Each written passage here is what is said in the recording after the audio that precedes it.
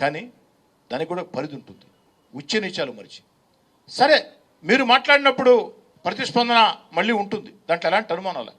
అంతిమంగా మనం ఎక్కడికి పోతున్నాం అది ఆలోచన చేసుకోండి. కానీ ఇది ప్రత్యేకం. ప్రశ్న జోసెఫ్ రావణ్ది ప్రత్యేకం. ఈ దేశానికి వ్యతిరేకంగా, ఉగ్రవాదులకు మద్దతుగా, మత విశ్వాసాలకు వ్యతిరేకంగా, మతాల మధ్య తగాదాలు పెట్టే రీతిలో వీడియోలు చేసిన ప్రశ్న జోసెఫ్ రావణ్కి ఎలా సమర్థిస్తారు జగన్మోహన్ రెడ్డి గారు? ఇది ఒక్కటే నా ప్రశ్న.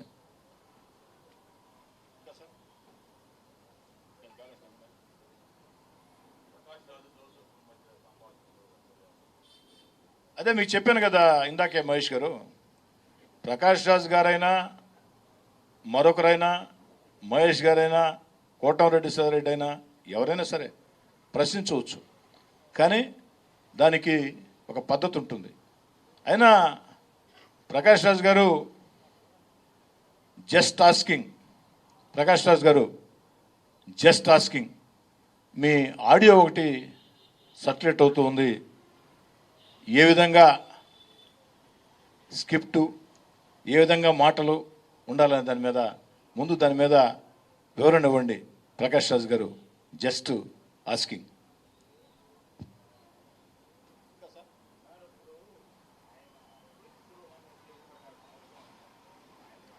ఇప్పుడు ఒకటే జయరాజ్ గారు, ఒక్కటి జయరాజ్ గారు ఒక అంశం మీద ప్రతిదానికి ఒక రోజు ఉంటుంది.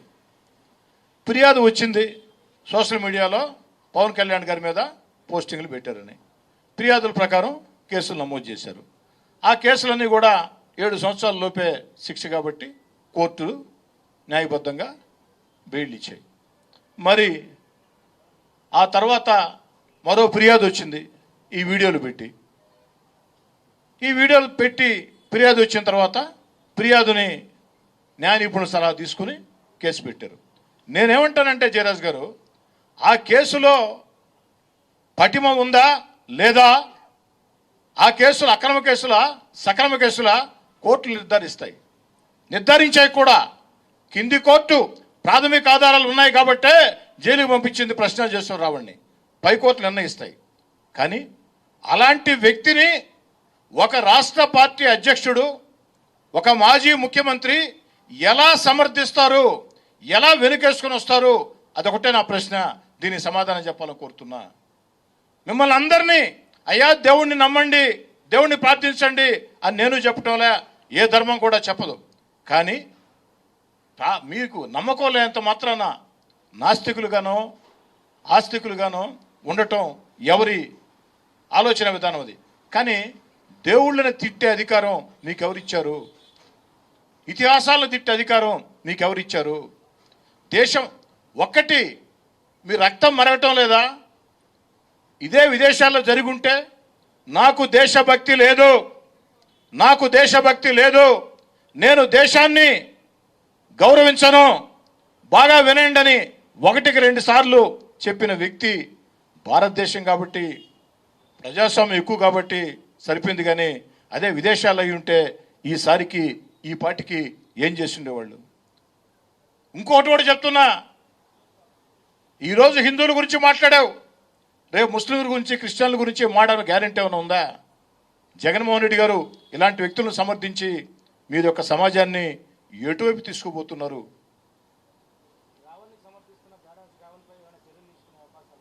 అది రాష్ట్ర ప్రభుత్వం నిర్ణయం తీసుకుంటుంది. అది నా స్థాయిలో నేను చెప్పాల్సిన మాట కాదు. ఇంకా వారి వీడియోలు కూడా నేను సరిగ్గా ఫాలో అయిన తర్వాత నెక్స్ట్ మాట్లాడు. ప్రస్తుతానికి ఈ రోజుకి ప్రశ్న జోసెఫ్ రావణ్ని ఎలా సమర్థిస్తావు జగన్ గారు?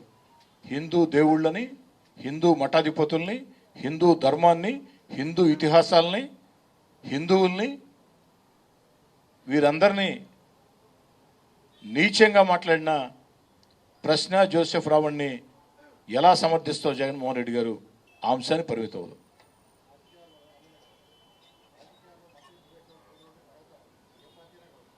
ఇందాకే చెప్పా బాలకృష్ణ గారు, మీకు కులాలు మతాలు వేరైనా మనమంతా భారతీయులం, వేషం భాష ఏదైనా మనమంతా భారతీయులు అనే భావనతో భిన్న కులాలు భిన్న మతాలు ఉన్న భారతదేశంలో వసుదే కుటుంబాల ముందుకు సాగుతున్న దేశం ఇది. ఆ దేశంలో ఇలాంటి మత విద్వేషాలు, కుల విద్వేషాలు, ప్రాంత విద్వేషాలు రెచ్చగొట్టడం మంచిది కాదు. అలా రెచ్చగొట్టే వ్యక్తులకి మాజీ ముఖ్యమంత్రుల స్థాయిలో మద్దతు ఇవ్వటం కూడా మంచిది కాదు.